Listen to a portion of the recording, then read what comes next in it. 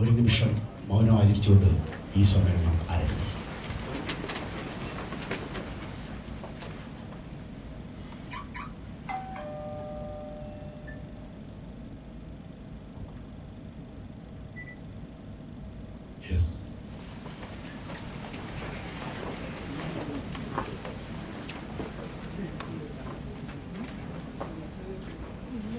കേരളം പോലെ ഒരു സംസ്ഥാനത്ത്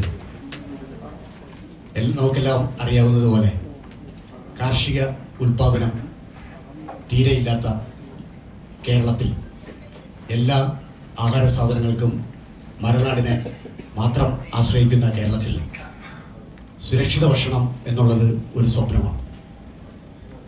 മാത്രവുമല്ല, ആ സ്വപ്നം വളരെ അകലെയാണ്.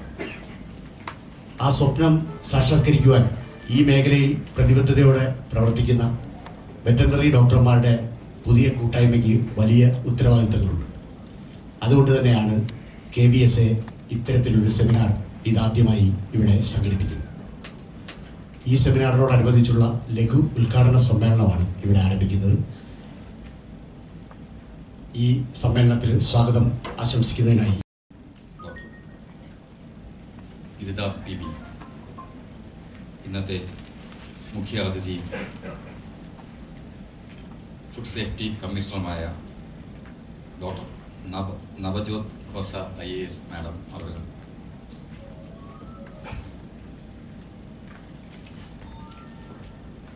Doctor Usha P, doctor Arun, doctor Shahul Hameed, doctor Sunil sir, doctor Fiji, സദസ്സിലുള്ള ബഹുമാന്യരെ, പ്രിയമുള്ളവരെ, ഭക്ഷ്യസുരക്ഷയും സുരക്ഷിത ഭക്ഷണവും വെറ്ററിനറി ഡോക്ടർമാർക്ക് വളരെയധികം റോളുള്ള ഒരു മേഖലയാണ്. മൃഗസംരക്ഷണ മേഖലയുടെ ഉൽപ്പന്നങ്ങളായ മുട്ട, മാംസം, പാൽ ഇവയുടെ ഉപഭോഗത്തിൽ ഇന്ത്യയിൽ തന്നെ ഒന്നാം സ്ഥാനമാണ് കേരളത്തിനുള്ളത്. എന്നാൽ നിർഭാഗ്യവശാൽ ഉപഭോഗത്തിൽ മാത്രമേ ഉള്ളൂ, ഉൽപ്പാദനത്തിൽ നമ്മൾ ബഹുദൂരം പിന്നിലാണ്. അതുകൊണ്ട് തന്നെയാണ് ഒരു ദിവസം കേരളത്തിലേക്ക് വരുന്ന പാലിൻ്റെ അളവ് 4 ലക്ഷവും മുട്ടയുടെ അളവ് 1 കോടി, ഇറച്ചിയുടെ അളവ് ഏകദേശം 2 ലക്ഷം മുതൽ 3 ലക്ഷം വരെ ഇറച്ചിക്കോഴികളുമാണ് ഒരു ദിവസം അന്യ സംസ്ഥാനങ്ങളിൽ നിന്ന് കേരളത്തിലേക്ക് എത്തുന്നത്. അതുകൊണ്ട് തന്നെ സ്വാഭാവികമായി നമ്മുടെ സർക്കാരിൻ്റെയും ഡിപ്പാർട്ട്മെൻറ്റിൻ്റെയും വകുപ്പ് മന്ത്രിയുടെയും പ്രഖ്യാപിത ലക്ഷ്യമായ സ്വയം പര്യാപ്തത എന്നുള്ളത് വളരെ ഒരു പ്രധാനപ്പെട്ട മേഖല തന്നെയാണ്. അതിലെത്തിച്ചേരുന്നതിന് വേണ്ടി വെറ്ററിനറി ഡോക്ടർമാർക്ക് വളരെയധികം റോള് ഉണ്ട് തന്നെ. 90% ആൾക്കാർ കേരളീയർ മാംസഭക്ഷണം ശീലമാക്കിയവരാണ്. അവരുടെ സ്ഥിരമായുള്ള ഭക്ഷണശൈലി മാംസം ഒരിക്കലും ഒഴിച്ചുവിടാൻ പറ്റാത്ത ഒരു വിഭവമായി മാറിക്കഴിഞ്ഞു. എന്നാൽ നമ്മുടെ മാംസവിപണി വളരെയധികം ശോചനീയമായ ഒരവസ്ഥയിലാണ് തുടർന്നുകൊണ്ടിരിക്കുന്നത്. ശാസ്ത്രീയമായ അറവശാലകളില്ല, ശാസ്ത്രീയമായ വിപണന ശൃംഖലയില്ല. ഇപ്പോഴും മനുഷ്യന് അറപ്പ് തോന്നുന്ന രീതിയിൽ നമ്മുടെ വഴികളെ കെട്ടിത്തൂക്കി. And sometimes I don't know what meaning comes out of it. So to communicate my views in a better way, when the audience. So when they told me all are veterinary doctors, I was very happy that yes, I'll be able to communicate nicely with them. So first of all, thank you for giving me this an opportunity to come and interact with you, to come and understand your viewpoint, and also to give an outline of what Food Safety Department thinks in collaboration vis-a-vis with the Animal Husbandry Department and the role of veterinary doctors in that. I understand the theme of the seminar, the state level seminar, is to understand the role of Animal Husbandry Department and veterinary doctors in the challenging sector of food safety. I think all of us understand what is the role of Animal Husbandry Department vis-a-vis ensuring food safety department, vis-a-vis ensuring food safety. So we may not speak on length, admitting the fact that yes, the role of this department is very, very important in ensuring food safety in all the products of animal source. There can be two ways of discussing this role. One will be to have more of academic output, but since I am not of that background, I feel that the second option available before me is to talk about something on the practical aspect and practical collaboration that is possible between the two departments. All the animal products, basically we are speaking of animal meat, eggs and milk. I think that was what is highlighted even in the presidential speech and in the welcome speech. Notwithstanding the fact that many of these items are imported in huge volumes inside state of Kerala, there is still a large percentage where the production or where the source is within the state of Kerala itself. So we begin from the farm to the slaughterhouses. Now, food safety department or food safety officials are looking after the safety aspects. But what we are really missing here is, according to me, is the food suitability aspect. And I think in all the food products having animal source, the role of veterinary doctors is very important to give us an assurance that this food item is suitable for human consumption. Why I say that is that if you start from the places where we are rearing the livestock, basically for broilers, for chicken meat, for goat, sheep, buffalo, cow, where the animals are being reared, where they will be eventually cut and their meat will be processed and consumed by humans. The role of the government or the administration at that level can only be done by the animal husbandry department, and the first line of government officials interacting will be the veterinary doctors. We expect that the veterinary doctors will be in a position to able to comment that whatever is being consumed by the animal, which will eventually be produced out as the animal meat, is it suitable for human consumption or not? The kind of epidemiological surveillance that has to happen at the farm, that can be only taken care of by the veterinary doctors. What kind of feed is given, what kind of medicines are being given, what kind of antibiotics are being given, what is the amount of residue that will remain by giving this much amount of medicine or antibiotic, whether that residue will be sufficient enough or safe enough within the MRL to be consumed by humans. All these aspects have to be taken care of by the veterinary doctors only. The next step, when we come to slaughterhouses. A preliminary survey was done around 2 months back by Food Safety Department. And the situation, even without the survey, we are very much, all of us are aware that the condition in which the slaughterhouses are run are not at all scientific. Barring some few exceptions and mostly some private places, we will not be able to comment that yes, the slaughtering happening in government-run slaughterhouses, in local body-run slaughterhouses, are in an environment where the meat coming out of those places is safe for human consumption. Now there are many challenges for that, and on a positive note, government has started discussion monitored by a retired High Court judge in devising out a policy of establishing modern scientific run slaughterhouses. As per rule, whenever a slaughtering is happening, a veterinary doctor has to go there and certify that the animal is fit enough to be slaughtered and then eventually to be consumed. However, we understand that because of manpower crunch, this is not happening in 100% cases. The ante-mortem, post-mortem aspects cannot be dealt by food safety department. Up till the animal meat is coming out of the slaughterhouses, the entire role, and a very important role, is on the shoulders of the veterinary doctors and the animal husbandry department.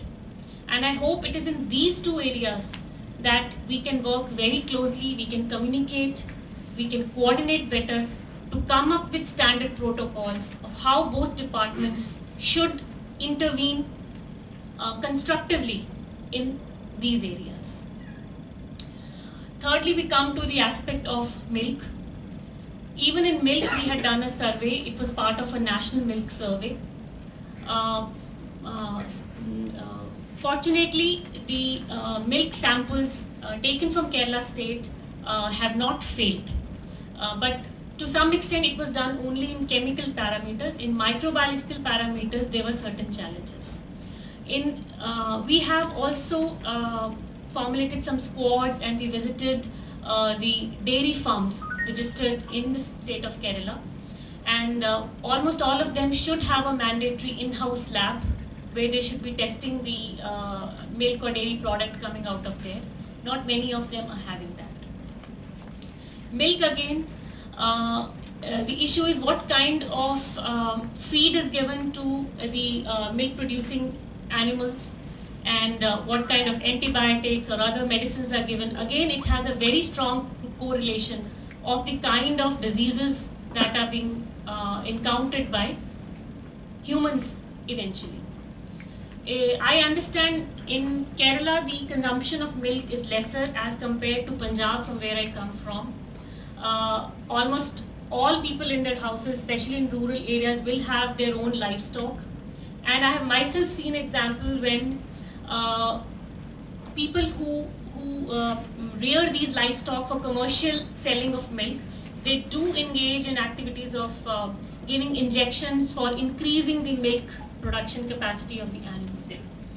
I don't know how much is it being happening in Kerala, but in northern states, in the milk belt, where we say Punjab, Haryana, even UP, where milk production is very high from cow, this is a big challenge.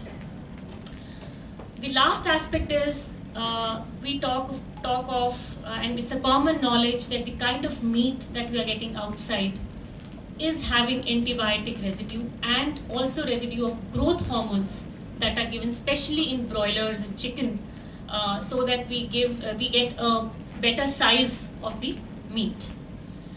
This is something that we all know, but even food safety department has not been able to make progress on this aspect. Partly because there's not much information or protocol available with us of how to address this issue. We were talking of that it is true, it is a fact that we are not having the facility to get tested the antibiotic residue in a meat product. I think in other states, in some Government of India run Center of Excellence, some labs are there, but not every time we are able to send samples there. So basically lack of, within the state facilities, maybe lack of research, have not been able to give us much success on this aspect. It is in these circumstances, I would like to say that many of the veterinary doctors must choose to go into research. Only with your technical background we can get solution for these problems. Most important is how to test the presence of antibiotic residue, growth hormone in milk, in meat product. And frankly speaking, there is not much headway in this aspect. The role of animal husbandry department in encouraging this kind of research will be very, very valuable. The last point which I want to say is that the future of any kind of enforcement agency, for example, Food Safety Department is purely an enforcement department. However, with a developed society, the role of enforcement agencies should reduce. Why and how? That we should be able to give back to the society the standard protocols, and the systems should work naturally that anything which is unsafe or not suitable should not be coming into market or should not be coming to public hands. So our role will always be not to increase the role of enforcement until we reach that level. And till now, the department, to be frankly saying, is in its nascent stage, is it in its infant stage. We are still developing the foundation of the department. In the last 3 years, there has been tremendous progress, and I hope in the coming 1 or 2 years also, the department will definitely be able to have a solid foundation, and from there on we can have much more collaboration with other sister departments which are almost working in the same field. I was saying the point that enforcement agencies' role should decrease, and 2 ways of decreasing it is to take the role of being a facilitator and making the people aware of what is good for them to be consumed and what is not good for them to be consumed, rather than an official running to every food business operator or of animal products, is something that we all should ponder on. With these words, I would like to thank again for giving me this opportunity to come and express my views. I also formally inaugurate the state level seminar conducted by the Kerala Veterinary Services Association. Thank you once again.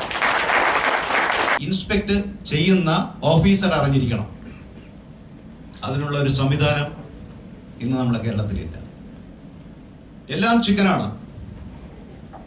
നമ്മളൊരു chicken സ്റ്റാളിൽ ചെന്ന് ഒരു chicken വാങ്ങാൻ ചെന്നാൽ broiler ചിക്കന് കിലോയ്ക്ക് 120 രൂപയാണെങ്കിൽ നാടൻ ചിക്കന് 240 രൂപയാണ്. എന്താണ് നാടൻ? ഈ കളറുള്ള കോഴി നാടൻ. നമ്മൾ അശുദ്ധമായി ആ കോഴിക്കടക്കാരൻ നമ്മളെ ഉൾപ്പെടെ പറ്റിക്കുകയാണ് ചെയ്യുന്നത്. മുട്ട ഉൽപാദനം കഴിഞ്ഞ് കള്ള് ചെയ്യുന്ന കോഴിയെ നാടൻ എന്ന ലേബലിൽ ക്വാളിറ്റി ഇല്ലാത്ത ഉൽപ്പന്നത്തിന് അധിക വില കൊടുത്ത് നമ്മൾ വാങ്ങി കഴിക്കുക ചെയ്യുന്നു. അപ്പോൾ ഒരു ചിക്കനാണ് നമ്മൾ മാർക്കറ്റിൽ വെക്കുന്നെങ്കിൽ ചിക്കൻ എന്തായിരിക്കണം? അത് ഫുഡ് സേഫ്റ്റി സെക്ഷൻ നിർവചിക്കണം. ആ നിർവചനം പൊതുജനങ്ങൾ മനസ്സിലാക്കണം.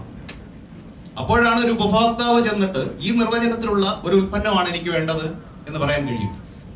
നിങ്ങൾക്കൊരു നാടൻ കോഴി അല്ല ഇദ്ദേഹം തന്നത് എന്ന് പറഞ്ഞ് എവിടെയെങ്കിലും കേസ് കൊടുക്കാൻ പറ്റുമോ?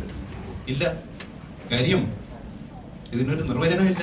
Before that, some few thoughts about what my friend Dr. Nandu was telling.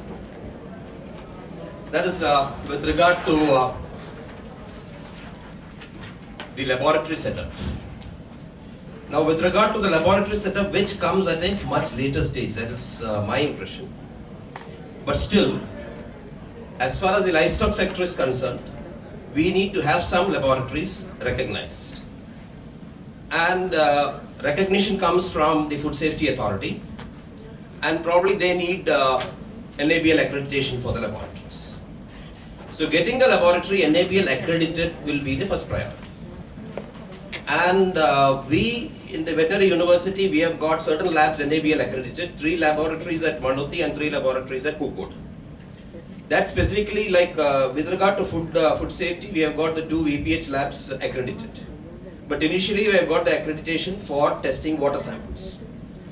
You cannot get the lab overall accredited, but you have to get the lab accredited for the specific test which you are going to do.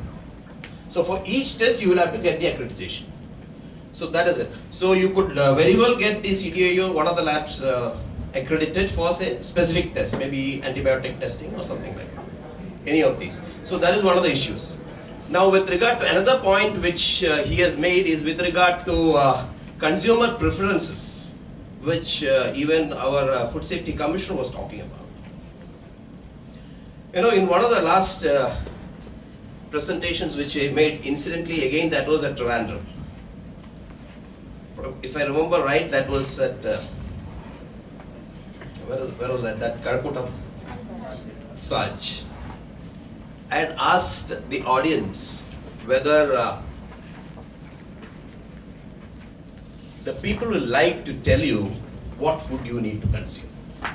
And believe me, there was hardly anybody who wanted to tell them that this good is bad, this food is good.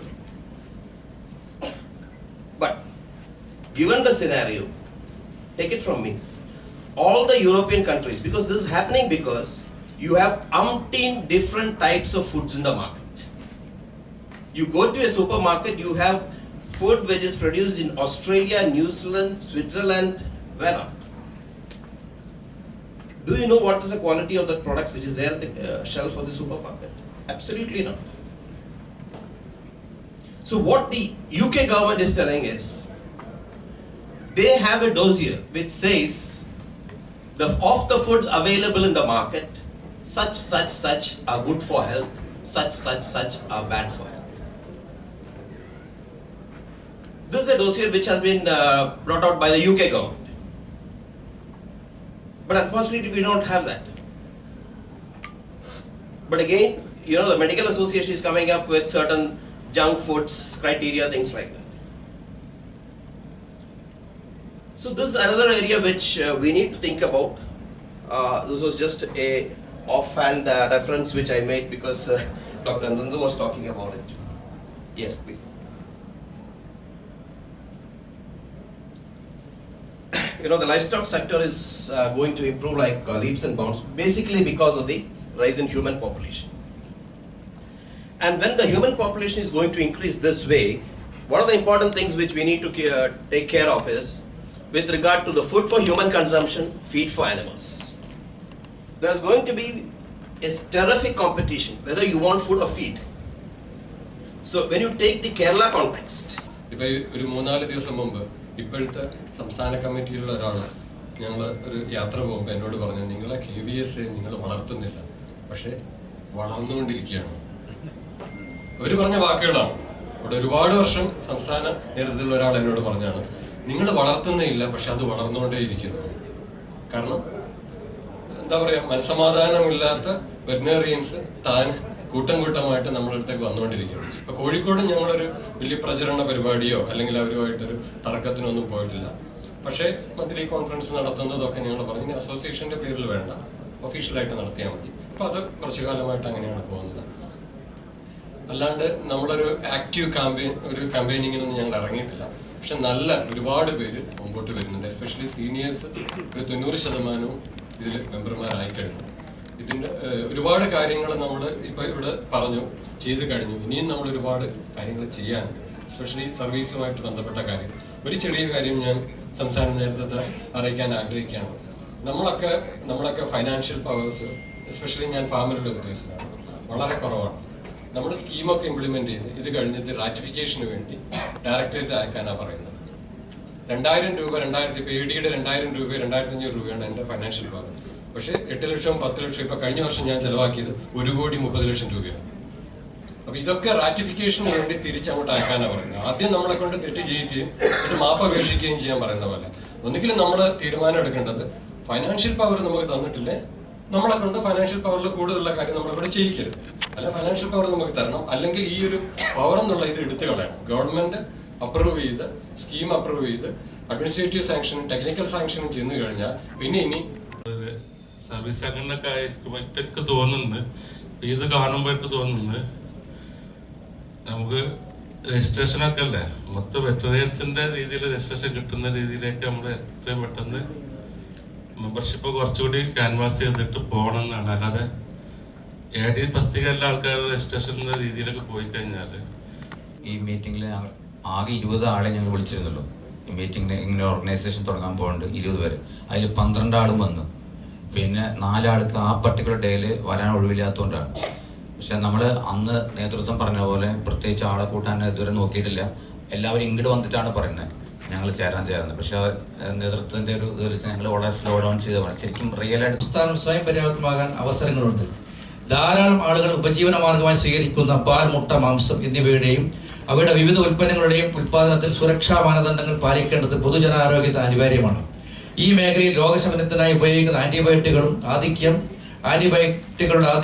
Antibiotic പ്രതിരോധത്തിന് വഴിവെക്കുന്ന ധാരാളം പഠനങ്ങൾ തെളിയിച്ചിട്ടുണ്ട്. അതുപോലെ തന്നെ പാൽ സംഭരണത്തിലും വിപണനത്തിലും ശാസ്ത്രീയമായ മാനദണ്ഡങ്ങൾ പാലിക്കാതിരിക്കുന്നത് അനാവശ്യമായ രാസവസ്തുക്കൾ ഉപയോഗിക്കാൻ കാരണമാകുന്നുണ്ട്. മാംസോൽപാദന രംഗത്ത് അറവുശാലകൾ നിർമ്മിക്കാൻ നിരവധി നിർദ്ദേശങ്ങളും കോടതി വിധി പോലും ഉണ്ടായിട്ടും ഈ മേഖലയിൽ സംസ്ഥാനം ഇരുട്ടിൽ തപ്പുകയാണ്. ഉൽപാദന മേഖലയിൽ പ്രവർത്തിക്കുന്ന അടിസ്ഥാനതല വിദഗ്ധന്മാർ എന്ന നിലയിൽ വെറ്ററിനറി ഡോക്ടർമാർ ഇക്കാര്യത്തിൽ കൂടുതൽ അറിവ് നേടിയാൽ മാത്രമേ തദ്ദേശ സ്ഥാപനങ്ങളിൽ ഇത്തരത്തിലുള്ള പദ്ധതികൾ വിഭാവനം ചെയ്യാനും പ്രവർത്തിക്കുവാനും കഴിയൂ. ഇന്നത്തെ സെമിനാറിൽ ഞങ്ങൾ പ്രാമുഖ്യം നൽകിയത് 2 വിഷയങ്ങൾക്കാണ്. ഒന്ന്, അറവുശാല നിർമ്മാണം. അറവുശാല എന്ന് പറയുന്നത് ശരിയല്ല എന്നാണ് പറയപ്പെടുന്നത്. കൊണ്ട് മീറ്റ് പ്ലാന്റ് എന്ന രീതിയിൽ സാധ്യതകൾ, സാങ്കേതികൾ എന്ന വിഷയമായിരുന്നു ഒന്ന്. 2, ഭക്ഷ്യസുരക്ഷാ നിയമങ്ങളും സുരക്ഷിത ഭക്ഷ്യോൽപാദനവും. ഭക്ഷ്യസുരക്ഷാ കമ്മീഷൻ നവജോത് ഖോസ IAS ഉൾപ്പെടെയുള്ള പ്രമുഖരും വിദഗ്ധരും പങ്കെടുത്ത സെമിനാർ തീർച്ചയായും കേരളത്തിന് മാറ്റങ്ങൾ തുറക്കപ്പെടുമെന്ന് ഞാൻ പ്രതീക്ഷിക്കുന്നു. സർ, ഞാൻ ദീർഘിപ്പിക്കുന്നില്ല. 1-2 കാര്യങ്ങൾ മാത്രം അങ്ങനെ ശ്രദ്ധയിൽപ്പെടുത്താൻ ഞാൻ ആഗ്രഹിക്കുന്നു. പുതിയ GST ചട്ടങ്ങൾ നിലവിൽ വന്ന സാഹചര്യത്തിൽ കേരളത്തിൽ കാർഷിക വിപണി പരിപൂർണമായും തുറക്കപ്പെട്ടു കഴിഞ്ഞു. ഇത് ഏറ്റവും അധികം ബാധിക്കുക കേരളത്തിലെ കോഴി കർഷകരെയാണ്. അന്യ സംസ്ഥാനങ്ങളിലെ ഇറക്കുമതി നാമമാത്രമായെങ്കിലും ഉള്ള തടസ്സം ഒഴിവാക്കുന്നതോടെ കോഴികളെ കുത്തൊഴുക്കും അതുവഴി കേരളത്തിലെ കർഷകർക്ക് വിപണി നഷ്ടവും ഉണ്ടാകാൻ സാധ്യതയുണ്ട്. വിപണിയിലെ ചാഞ്ചാട്ടങ്ങൾക്ക് മൂലം കേരളത്തിൽ കോഴി വളർത്തൽ മേഖല കുത്തകകളുടെ കയ്യിൽ പെട്ടിട്ട് കുറച്ച് ആളുകളായി. ഇതുവരെ കർഷകരെ രക്ഷിക്കാനായി എന്തെങ്കിലും പദ്ധതി ആവിഷ്കരിക്കാൻ നമുക്ക് കഴിഞ്ഞിട്ടില്ല. GST നടപ്പിലാക്കുന്നതോടെ കേരളത്തിലെ കോഴി കർഷകരും അതുപോലെ ഉപഭോക്താക്കളും ഇരുണ്ട ദിനങ്ങളാണ് വരാനിരിക്കുന്നത് എന്ന് ഞങ്ങൾ ഭയപ്പെടുന്നു. കർഷകരും ചെറുകിട വ്യാപാരികളും ഹോട്ടൽ വ്യവസായികളും ഉൾപ്പെടെ ലക്ഷക്കണക്കിന് ആളുകളുടെ തൊഴിലിനും വരുമാനത്തിനും വലിയ ഭീഷണി സൃഷ്ടിക്കും. ആയതിനാൽ ഇക്കാര്യത്തിൽ അങ്ങയുടെ സവിശേഷ ശ്രദ്ധ ഉണ്ടാകണമെന്ന് അപേക്ഷിക്കുന്നു. 2ാമത് ഞങ്ങളുടെ തന്നെ പ്രശ്നങ്ങളാണ്. 1 വർഷം കൊണ്ട് തന്നെ പുതിയ തസ്തികകൾ എല്ലാം സർക്കാർ ഉദ്യോഗസ്ഥരാണ്. അതിന്റെ ഭാഗമായിട്ട് ഗവൺമെന്റ് കാലാകാലങ്ങളിൽ അതാത് വകുപ്പിന് ഒരു നയം പ്രഖ്യാപിക്കും. ആ നയമാണ് അദ്ദേഹം ഇവിടെ ഇപ്പോഴും പറഞ്ഞത്, അദ്ദേഹം ചാർജ് എടുത്തപ്പോഴും പറഞ്ഞത്, കാലാകാലമായിട്ട് ഈ 1 വർഷമായിട്ടും പറഞ്ഞുകൊണ്ടിരിക്കുന്നത്. അതായത് പാലിന്റെ കാര്യത്തിൽ, പാൽ ഉൽപാദനത്തിൽ നമ്മൾ 2 വർഷം കൊണ്ട്, കഴിഞ്ഞ വർഷം ഈ സമയത്ത് പറഞ്ഞതാണ്, 2 വർഷം കൊണ്ട് സ്വയം പര്യാപ്തത കൈവരിക്കും. Self sufficiency in the production of milk. ഇതെങ്ങനെ കൈവരിക്കണം? അപ്പൊ അത് എക്സ്റ്റൻസീവായിട്ട് കൂടുതൽ മൃഗങ്ങളെ കൊണ്ടുവന്ന് ചെയ്യാം. അതിനേക്കാൾ ഉപരിയായിട്ട് ഉള്ള മൃഗങ്ങളുടെ ഉൽപാദനക്ഷമത, പ്രൊഡക്ടിവിറ്റി വർദ്ധിപ്പിച്ചുകൊണ്ട് നമുക്കത് നേടിയെടുത്തേ മതിയാവും. അതൊരു ചലഞ്ചാണ്. അതിനാണ് ഞാനും നിങ്ങളും നിയോഗിക്കപ്പെട്ടിരിക്കുന്നത്.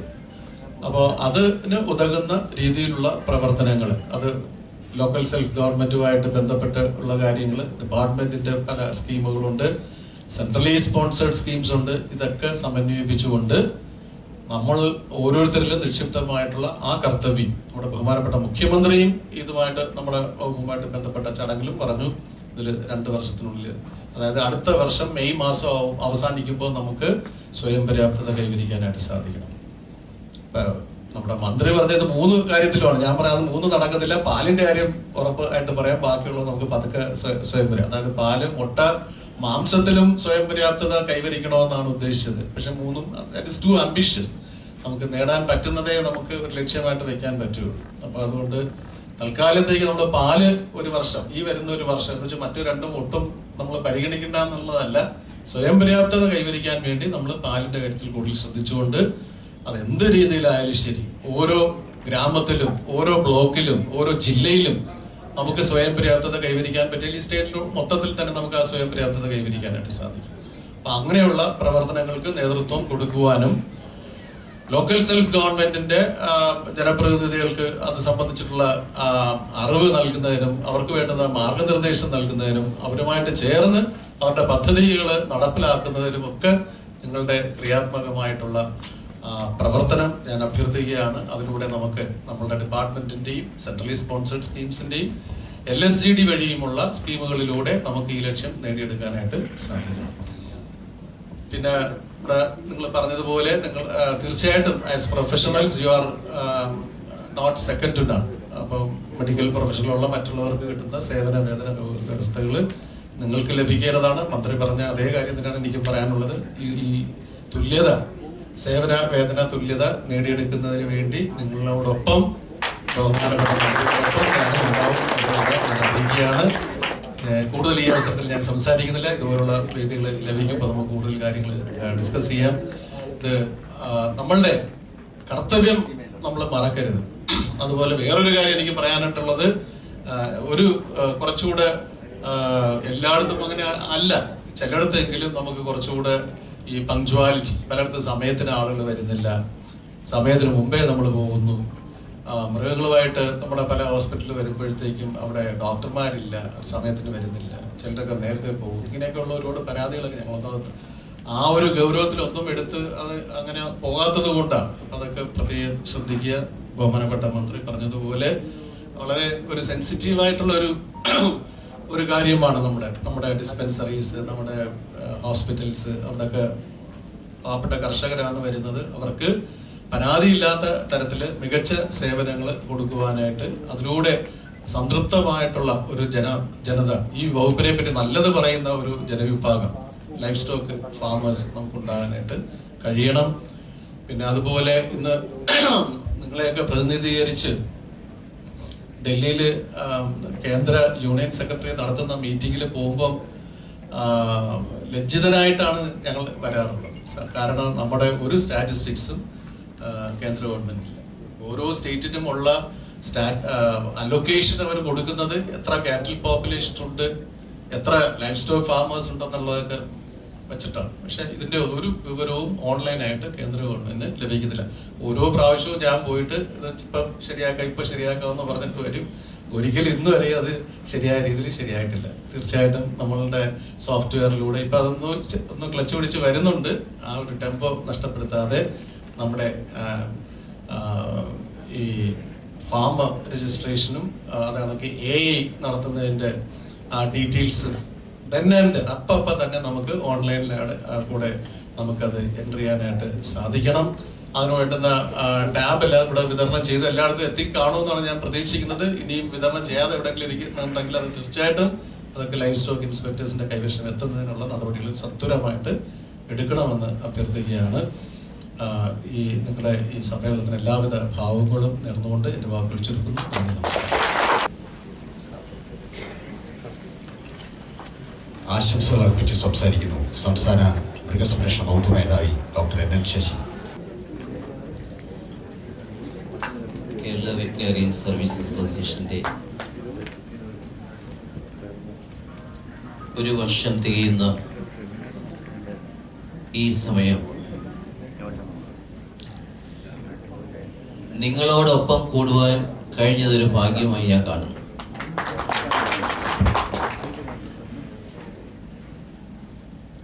കേരളത്തിലെ ഏറ്റവും സമ്പന്നമായ പ്രൊഫഷണൽസ് നിയന്ത്രിക്കുന്ന ഒരു വകുപ്പായി മൃഗസംരക്ഷണ വകുപ്പ് മാറിക്കൊണ്ടിരിക്കുകയാണ്. വെറ്ററിനറിയൻസിന് സർക്കാരിൻ്റെ പരിഗണന ലഭിക്കുന്ന ഒരു സമയമാണിത്. ആദ്യമായി തന്നെ ഈ മീറ്റിംഗിൽ എന്നെ ക്ഷണിച്ചതിന് KVSAയുടെ ഭാരവാഹികളെ ആദ്യമായി ഞാൻ നന്ദി പറയുന്നു.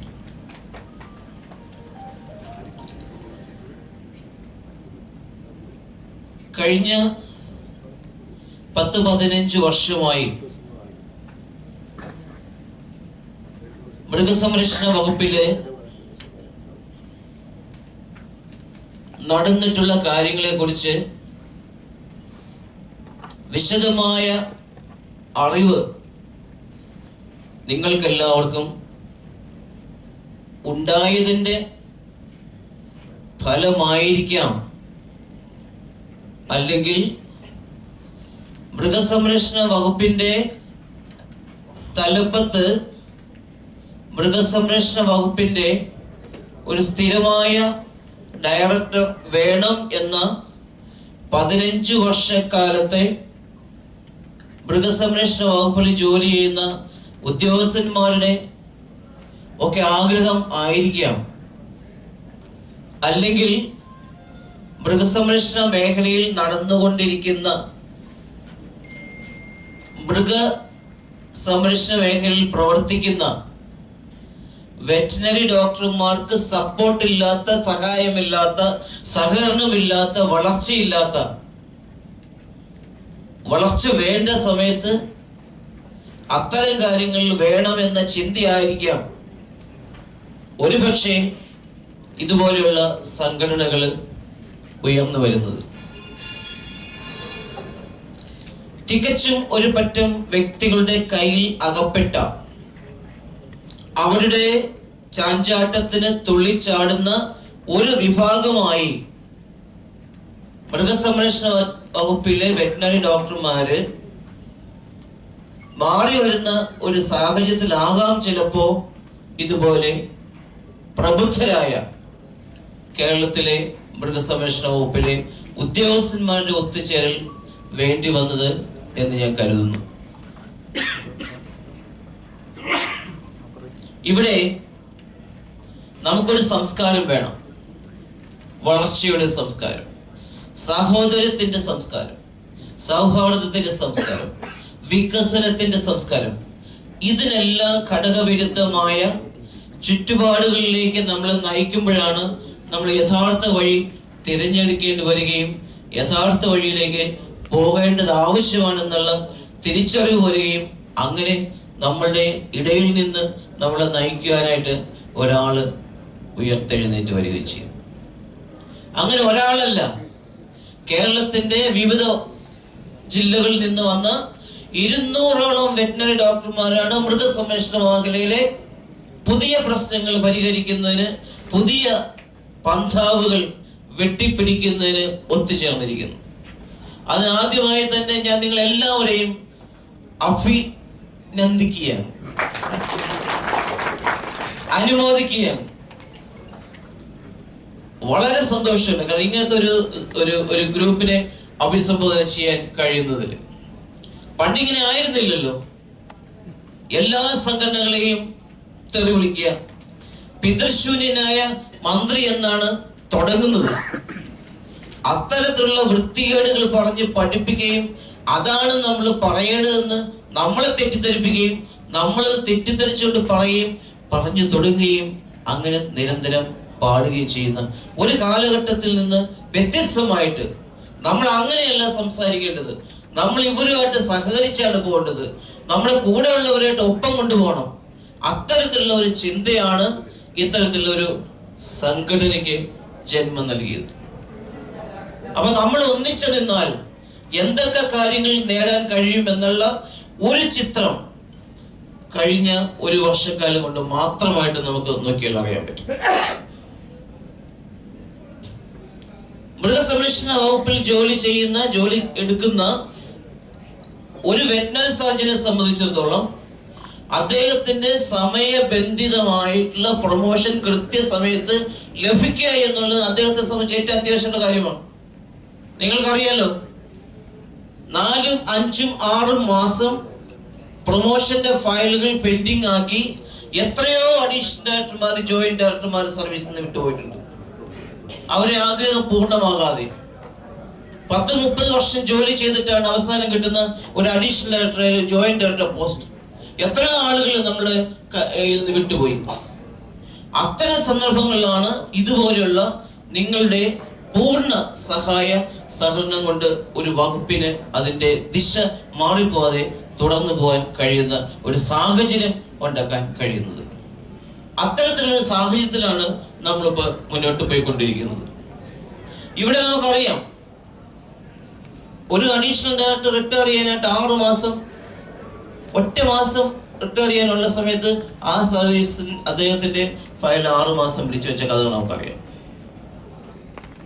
ഒരു വെറ്റിനറി സർജന്റെ ട്രാൻസ്ഫറിന് 3.5 ലക്ഷം രൂപ ചോദിച്ചപ്പോ അദ്ദേഹം പറഞ്ഞു, എന്റെ ഭാര്യയ്ക്ക് ക്യാൻസർ ആണ്. അപ്പൊ എന്താ പറഞ്ഞത്? എന്നാ 1.5 കൂടി പോരട്ടെ. അങ്ങനെ 5 ആവുന്നു. ഇതൊക്കെ നിങ്ങൾ കണ്ട കഥകളാണ്. അതിൽ നിന്ന് പാടെ മാറി ജനകീയമായി വളരെ സത്യസന്ധമായി എല്ലാവർക്കും അവസരങ്ങൾ ലഭിക്കുന്ന രീതിയിലേക്ക് ഡിപ്പാർട്ട്മെന്റ് പോവുകയാണ്. അപ്പൊ അത്തരത്തിലൊരു സാഹചര്യം നമുക്ക് ഉണ്ടാകണമെങ്കിൽ നിങ്ങളെ പോലെയുള്ള പ്രബുദ്ധരായ ആളുകൾ ഒപ്പം നിന്ന് ഒന്നിച്ചൊരേ സമയത്ത് ഒരേ ദിശയിൽ യാത്ര ചെയ്യേണ്ടതായിട്ടുണ്ടാവും. അപ്പൊ അത്തരത്തിലുള്ള പ്രവർത്തനങ്ങൾക്ക് ഡിപ്പാർട്ട്മെന്റ് വികസനത്തിനും ഡിപ്പാർട്ട്മെന്റ് മുന്നേറ്റത്തിനൊക്കെ നിങ്ങളുടെ എല്ലാ സഹായവും ഓരോ സമയത്ത് ആവശ്യമാണെന്നാണ് ഞാൻ പറയാനായിട്ട് ഉദ്ദേശിച്ചത്. ഡീസെൻട്രലൈസ്ഡ് പ്ലാനിങ്ങുമായിട്ട് ബന്ധപ്പെട്ട് ധാരാളം ആക്ടിവിറ്റീസ് മൃഗസംരക്ഷണ വകുപ്പ് വർഷങ്ങളായിട്ട് ചെയ്തിട്ടുണ്ട്. പക്ഷേ ഇപ്പോൾ LSDയുടെ ഗൈഡ്ലൈൻസ് നിങ്ങൾ കണ്ടിട്ടുണ്ടാവും, എല്ലാവരും വായിച്ചിട്ടുണ്ടാവും. 10-15 ഐറ്റമാണ് അതിനകത്ത് നമുക്ക് പുതിയതായിട്ട് വന്നിട്ടുള്ളത്. സ്പെഷ്യലൈസ്ഡ് ബ്രീഡിംഗ് പ്രോഗ്രാമിന് ഡിപ്പാർട്ട്മെന്റിൽ മാക്സിമം വന്നു കഴിഞ്ഞാൽ 35,000-40,000 കാഫിനെയാണ് ഒരു വർഷം ചേർക്കാൻ പറ്റുക. പക്ഷെ ഇപ്പോ പഞ്ചായത്തിന്റെ സ്കീമിൽ ഉൾപ്പെടുത്തി പകുതി പൈസ സബ്സിഡി നൽകുന്ന ഒരു പദ്ധതി ഈ ഗൈഡ്ലൈൻസിനകത്ത്. അപ്പൊ നിങ്ങൾ എല്ലാവരും അതാത് പഞ്ചായത്തിലെ എല്ലാ പശുക്കുട്ടികളെയും കാഫിന്റെ സബ്സിഡിയും കൊണ്ടുവരണം. അപ്പൊ മൊത്തം പഞ്ചായത്തിലെ കേരളത്തിലെ എല്ലാ പഞ്ചായത്തിലെയും എല്ലാ പശുക്കളെയും ഗവൺമെന്റ് ദത്തെടുക്കുന്ന രീതിയിലേക്ക്, അതിനെ വളർത്തിക്കൊണ്ടുവരുന്ന രീതിയിലേക്ക് നമ്മൾ മുന്നോട്ട് പോകേണ്ടതായിട്ടുണ്ട്. ഇൻഷുറൻസ് വർഷങ്ങളായിട്ട് നടക്കാതിരുന്ന ഇൻഷുറൻസ് ആണ്. ഗവൺമെന്റ് ഓഫ് ഇന്ത്യയിൽ നമുക്ക് 1.5 കോടി കഴിഞ്ഞ വർഷം കിട്ടി. ഇപ്പൊ 5 കോടി സ്റ്റേറ്റ് ഗവൺമെന്റ് ഉണ്ട്. അത് കൂടാതെ തന്നെ പഞ്ചായത്തിന്റെ സ്കീമിൽ ഇൻഷുറൻസ് പ്രീമിയത്തിന്റെ 50% പഞ്ചായത്ത് സ്കീമിലുണ്ട്. നിങ്ങൾക്ക് എല്ലാവർക്കും അറിയാം. അപ്പൊ നമ്മുടെ പഞ്ചായത്തിലുള്ള എല്ലാ ജനിക്കുന്ന പശുക്കുട്ടികൾക്കും തീറ്റ നൽകുന്ന സംവിധാനമായി, ഇൻഷുറൻസിനുള്ള സംവിധാനമായി ഇപ്പൊ നമ്മൾ ചെയ്യാൻ പോകുന്ന മറ്റൊരു കാര്യം, പഞ്ചായത്തിൽ വാങ്ങിക്കുന്ന എല്ലാ മെഡിസിനും ടെൻഡർ വിളിക്കുകയാണ്. അങ്ങനെ ടെൻഡർ വിളിച്ചിട്ട് ഒരു പ്രൈസ് ഫിക്സ് ചെയ്തിട്ട് എല്ലാവർക്കും കൊടുക്കുകയാണ്. അങ്ങനെ സംഭവിച്ചു കഴിഞ്ഞാൽ വെറ്ററിനറി ഡോക്ടർമാരെ സംബന്ധിച്ചിടത്തോളം നേരിട്ട് കമ്പനിയിൽ നിന്ന് മെഡിസിൻ വാങ്ങിക്കാൻ പറ്റും, യാതൊരു പ്രൊസീജിയേഴ്സിന്റെ ആവശ്യമില്ല. അപ്പൊ അത്തരത്തിലുള്ള ഒരു നടപടികൾ ഞങ്ങൾ മുന്നോട്ട് പോവുകയാണ്. മറ്റൊരു പ്രധാന കാര്യങ്ങൾ നമ്മൾ ചെയ്യാൻ പോകുന്നത്, മെഡിസിന്റെ കാരുണ്യ മെഡിക്കൽ ഷോപ്പുകൾ പോലെ കേരളത്തിലെ എല്ലാ ജില്ലകളിലും സൗജന്യ നിരക്കിൽ മെഡിസിൻ നൽകുന്നതിനുള്ള ഷോപ്പുകൾ ആരംഭിക്കുകയാണ്. അതുപോലെ ഫീഡിന്റെയും വില കുറഞ്ഞ രീതിയിലുള്ള ഷോപ്പുകൾ മൃഗസംരക്ഷണ വകുപ്പിന്റെ നേതൃത്വത്തിൽ തന്നെ തുടങ്ങാൻ പോകുന്നത്. ഇതുപോലെയുള്ള ധാരാളം പദ്ധതികളാണ്. ഇതെല്ലാം കിട്ടുന്നത് എവിടെ നിന്നാണ്? നിങ്ങൾ തരുന്ന ഐഡിയാസ് ആണ്. നിങ്ങളുമായിട്ട് ഡിസ്കസ് ചെയ്യുമ്പോൾ നിങ്ങൾ പറയുന്ന കാര്യങ്ങളാണ്. ഞാൻ എവിടെ നിന്നും കൊണ്ടുവരുന്നതല്ല. നിരന്തരം എന്റെ സുഹൃത്തുക്കളായ നിങ്ങളോടുള്ള ഓരോരുത്തരും ഞാൻ പലപ്പോഴും നിങ്ങൾക്കറിയാം എത്രയോ പ്രാവശ്യം ഞാൻ നിങ്ങളോട് സംസാരിച്ചിരിക്കുന്നു. ഓരോ ഇഷ്യൂസ് വരുമ്പോൾ, ഒരു പ്രോജക്റ്റ് ഉണ്ടാകുമ്പോൾ അത് ഫീൽഡിൽ എങ്ങനെ ചെയ്യുന്നു, എന്തൊക്കെ പ്രശ്നങ്ങൾ ഉണ്ടാകുന്നു, അത്തരം കാര്യങ്ങൾ എങ്ങനെ നമുക്ക് കറക്റ്റ് ചെയ്യാം, അത്തരത്തിലുള്ള ഡിസ്കഷൻ വളരെയധികം രാത്രി 10 മണിക്ക്, 11 മണിക്ക്, രാവിലെ 6 മണിക്ക്, എല്ലാ സമയത്തും ഡോക്ടർമാരുമായിട്ടും ഈ ഡിപ്പാർട്ട്മെന്റിലെ പലരുമായിട്ടും ഞാൻ സംസാരിക്കാറുണ്ട്. അഡ്മിനിസ്ട്രേഷനിൽ ജനാധിപത്യം ഇൻട്രൊഡ്യൂസ് ചെയ്യുക എന്നുള്ളത് ഏറ്റവും പ്രധാന കാര്യമാണ്. കേരളത്തിലുള്ള മൃഗസംരക്ഷണ മേഖലയിലെ ഏതാൾക്കും ഹെഡ് ഓഫ് ദി ഡിപ്പാർട്ട്മെന്റ് നേരിട്ട് സംവേദിക്കാനുള്ള ഒരു സംവിധാനം മൃഗസംരക്ഷണ വകുപ്പിലാണ് ആദ്യമായിട്ടുണ്ടായിരുന്നത്. പണ്ട് എങ്ങനെയാ ചെയ്യുന്നത്? വരെ മന്ത്രിക്ക് ആപ്ലിക്കേഷൻ കൂടെ തിരിച്ചു വരികയാണ്. മറിച്ച് ആർക്ക് എന്ത് പ്രശ്നമുണ്ടെങ്കിലും നേരിട്ട് ഡയറക്ടർക്ക് കൊടുക്കാനുള്ള അദാലത്ത്, ജനങ്ങളുടെ കംപ്ലീറ്റ് പ്രശ്നങ്ങളും ഏത് തരത്തിലുള്ള പ്രശ്നങ്ങളായാലും ലോക്കൽ ലെവലിൽ കംപ്ലീറ്റ് ചെയ്യാൻ പറ്റുന്ന കാര്യങ്ങളായിരിക്കും, അല്ലെങ്കിൽ ഡയറക്ടർ ലെവലിൽ ചെയ്യാൻ പറ്റുന്ന കാര്യങ്ങളായിരിക്കും, സെക്രട്ടേറിയറ്റിൽ ചെയ്യേണ്ട കാര്യങ്ങളായിരിക്കും. പക്ഷെ എല്ലാ കാര്യങ്ങളും നേരിട്ട് ഡയറക്ടറെ അടുത്ത് അറിയിക്കുന്ന ഒരു സംവിധാനം ഏർപ്പെടുത്തിയിട്ടുണ്ട്. അതിന്റെ ഗുണം എന്താണ്? 1,70,000 രൂപയുടെ ഒരു ബില്ല് മെഡിക്കൽ റീഇംബേഴ്സ്മെന്റ് കാണാനില്ല. 1,70,000 രൂപ ഒരു പാവം സർക്കാർ ഉദ്യോഗസ്ഥന്റെ ബില്ല് കാണാനില്ല.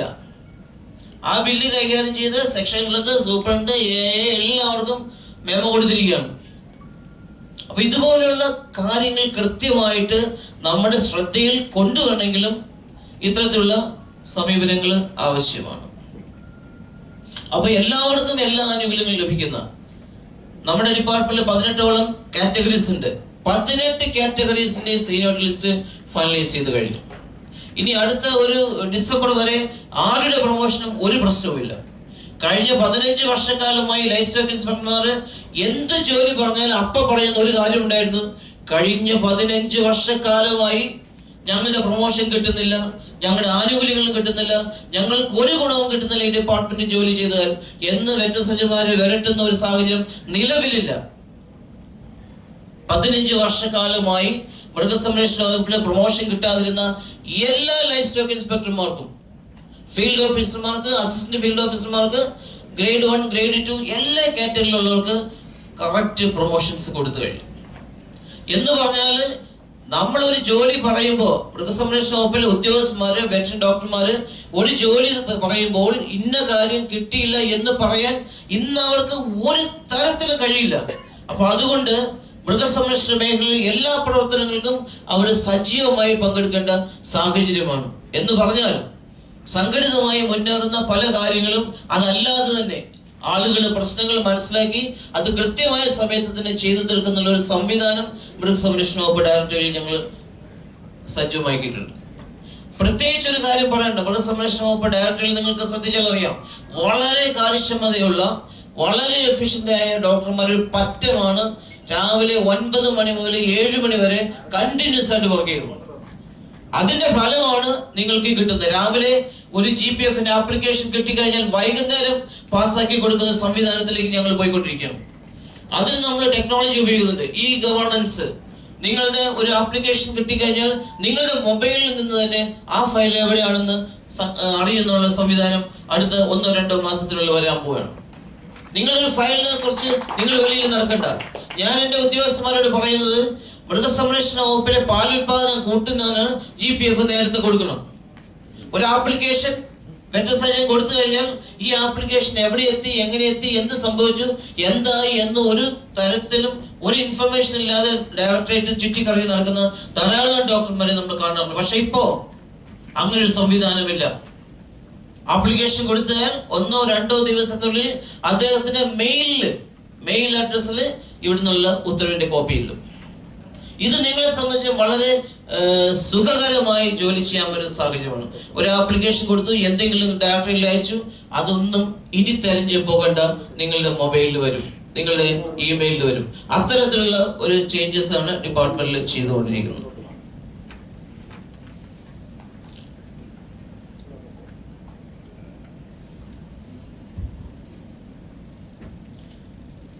സെക്രട്ടറി പറഞ്ഞൊരു കാര്യം, നമ്മുടെ ഫാമുകളുടെ പ്രവർത്തനങ്ങൾ പലപ്പോഴും നമ്മൾ മിനിസ്റ്ററെ ശ്രദ്ധയപ്പെടുത്തിയിട്ടുള്ളതാണ്, ഫിനാൻസ് മിനിസ്റ്ററെ ശ്രദ്ധയപ്പെടുത്തുന്ന, എല്ലാവരും തന്നെ ശ്രദ്ധയപ്പെടുത്തുകയാണ്. 1 കിലോ അല്ല, ഒരു ചാക്ക് തീറ്റ വാങ്ങിക്കാൻ അധികാരം ഇല്ലാത്ത ഓഫീസറാണ് ഫാമിൽ ജോലി ചെയ്യുന്നത്.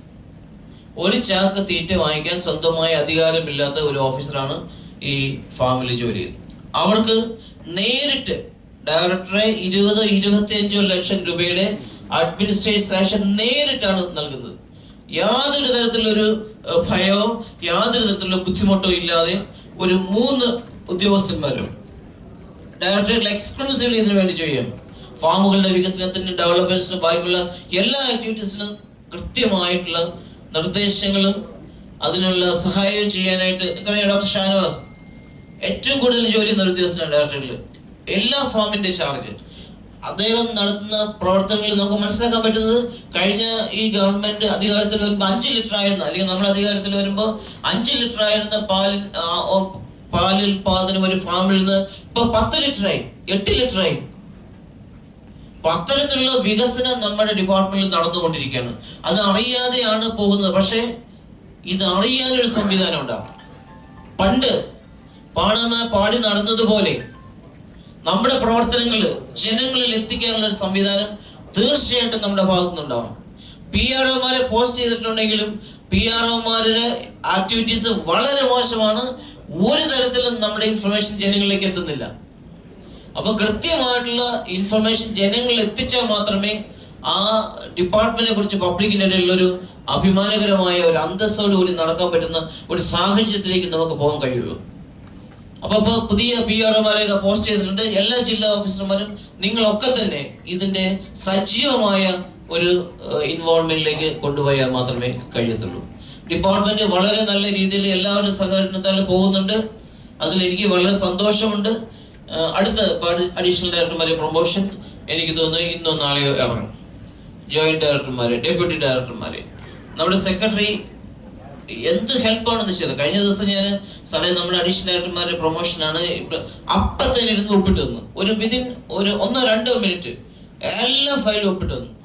അത് ആ ഫയൽ ഒപ്പിട്ടു എന്ന് ഞാൻ നമ്മുടെ അഡീഷണൽ PSI ഡോക്ടർ സത്യരാജിന്റെ അടുത്ത് വിളിച്ച് പറഞ്ഞപ്പോൾ അദ്ദേഹം ഒരു മിനിറ്റ് പോലും എടുക്കാതെ മിനിസ്റ്റർ വന്ന ആ സമയത്ത് തന്നെ ഒപ്പിട്ട് അത് താഴോട്ട് അയച്ചിരുന്നു. അപ്പൊ ഇത്തരം ഒരു വലിയൊരു ചെയിൻ ഗവൺമെന്റും ഡിപ്പാർട്ട്മെന്റും സംഘടനയും ഉദ്യോഗസ്ഥന്മാരും എല്ലാവരും ചേർന്നുള്ള ശ്രമകരമായ കൂട്ടായ ഒരു പ്രവർത്തനത്തിലൂടെയാണ് നമുക്കിത് സാധ്യമാകുന്നത്.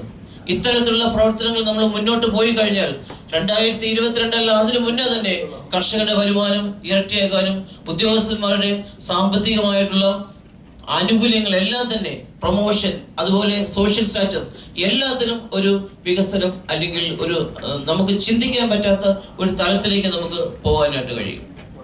മറ്റൊരു പ്രധാന പ്രശ്നം റിസർച്ച് തന്നെ. ഇപ്പൊ ഞാൻ 1-2 ഡോക്ടർമാർ PhD കഴിഞ്ഞിട്ട് ഡിപ്പാർട്ട്മെന്റിലേക്ക് ജോയിൻ ചെയ്ത ധാരാളം ആളുകളുണ്ട്.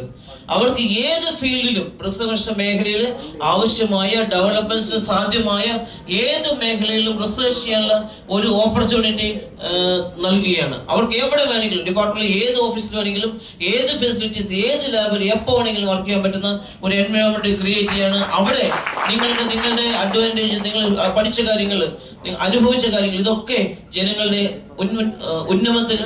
ഉന്നമനത്തിനും ഒക്കെ തന്നെ ഉപയോഗിക്കാൻ പറ്റുന്ന കാര്യമാണ്. ഇപ്പൊ CDIയുടെ പ്രഗ്നൻസി ഡയഗ്നോസിന്റെ കിറ്റ് ഉടനെ റിലീസ് ചെയ്യാണ്.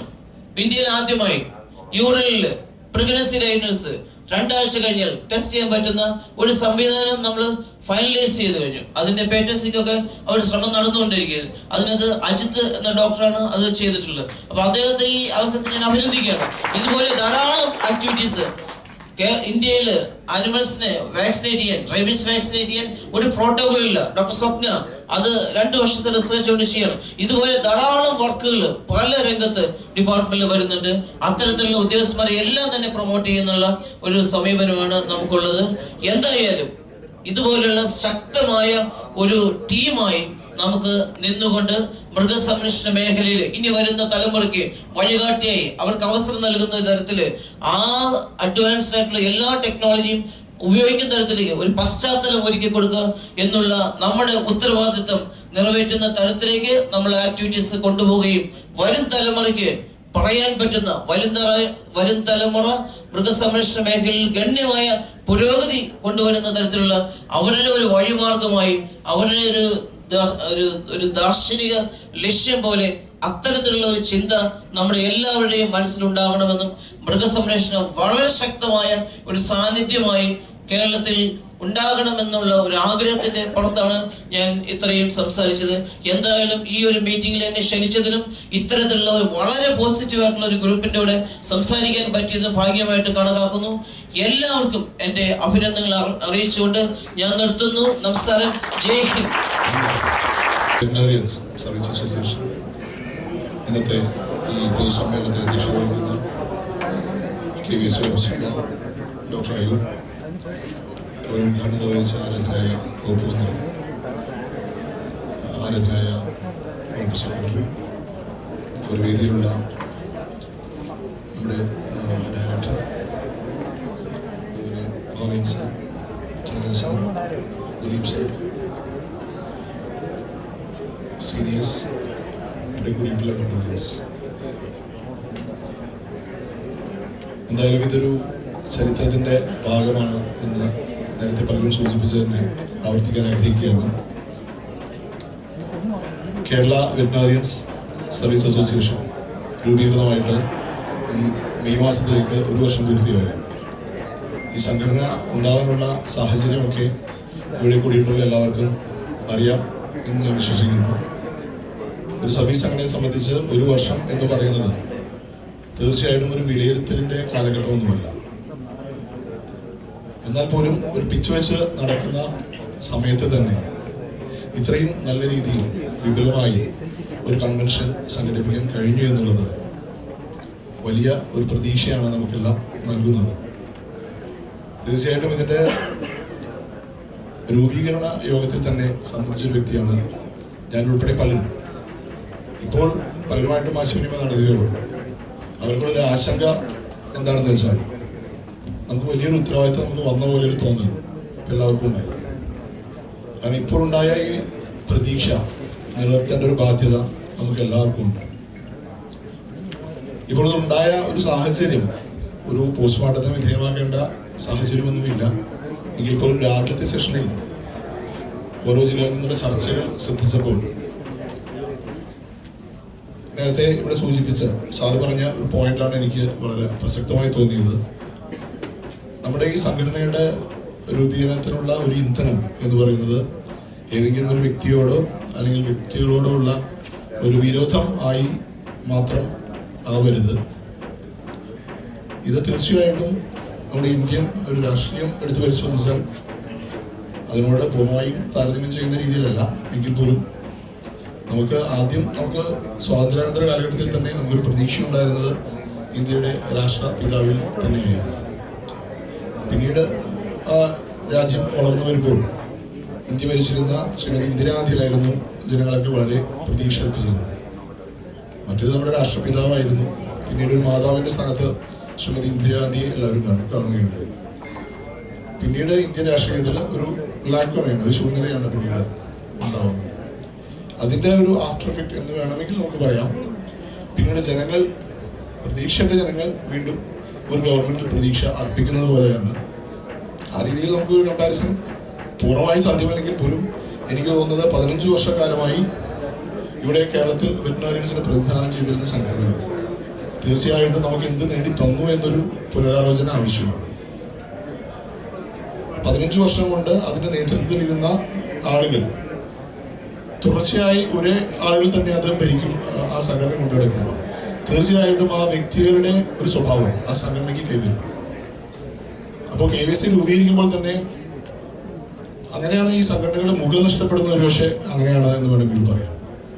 KVC രൂപീകരിക്കുമ്പോൾ തന്നെ ആദ്യത്തെ യോഗത്തിൽ തന്നെ ആലോചിച്ചതാണ് തുടർച്ചയായ ഒരു ഭാരവാഹിത്വം ഈ സംഘടനയ്ക്ക് നല്ലതല്ല.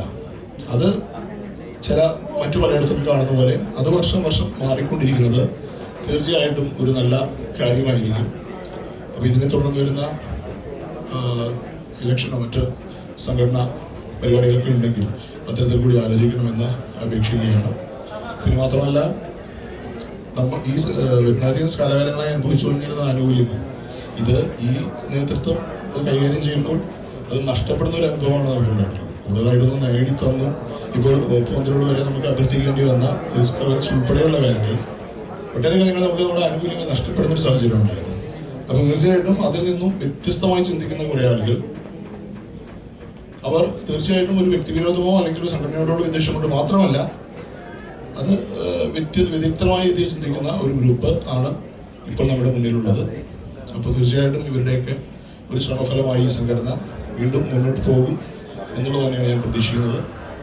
തീർച്ചയായിട്ടും ഈ യാത്രയിൽ നമുക്ക് ഒപ്പത്തിനൊപ്പം എത്താൻ വേണ്ടി കഴിയും.